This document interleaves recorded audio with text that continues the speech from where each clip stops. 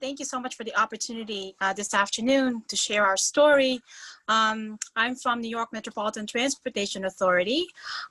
We are known as the largest transportation organization in North America with, the next slide, please, will show, yes, our operating agencies. I think we have 6 of them.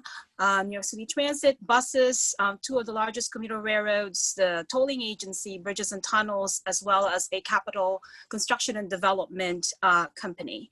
So it's quite massive. We have a $1 trillion asset base that we maintain, and we operate 24/7. Except in COVID environment, we'd had to scale back a little bit and have time for cleaning operations at night.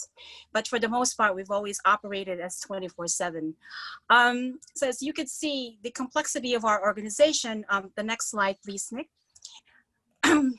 We have a lot of different views of asset management at the MTA. When you have so many different agencies, we're very diverse, but at the same time, the different perspectives, and everybody seems to be working like within their own, what do you call it, towers or centers of excellence, right?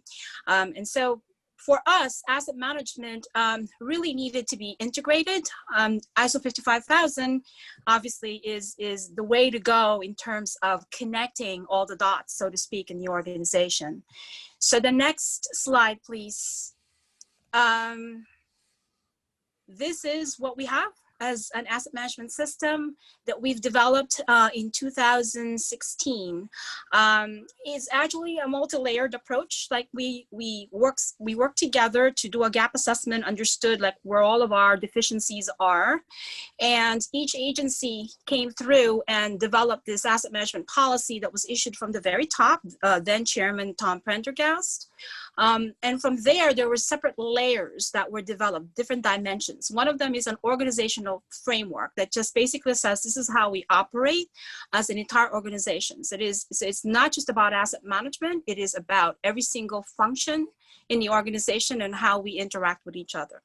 The next layer, though, is focused on investment planning and asset management in particular, and looking at the life cycle of an asset and what are the roles and responsibilities of all these different functions in our organization, how they connect again, and how they interact, right?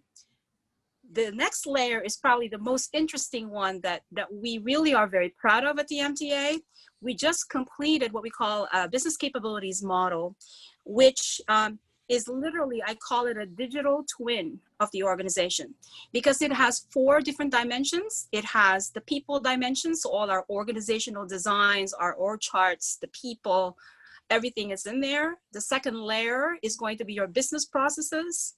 And the third layer is your systems and tools that you use to support your processes. And the fourth layer is the data that's in those systems and tools and what you use for reporting. So when you look at this model, it's in a software called Eris. We developed a baseline so that now, as we are moving towards a transformation, an organizational transformation in New York, we are using this as a baseline to then begin making the improvements that we need to make so that we will forever have this repository of information as a knowledge management tool. So something that Dr. Coffey actually had mentioned, which is document your tribal knowledge, right? This is the tribal knowledge of the MTA. It was developed by the MTA staff for the MTA. And as we are moving, I'm sure most people have heard that our organization is actually undergoing an organizational transformation that's been mandated by New York State. We are using it as a tool to capture the knowledge and to document everything as well. So we're very excited about this.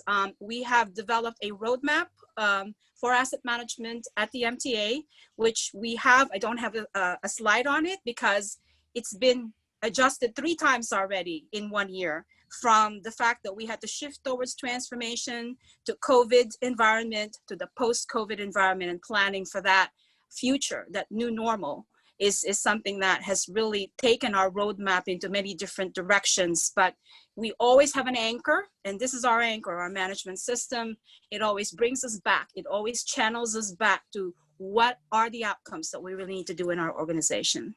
So thank you very much. I ran right through that very quickly so that there's time for everyone.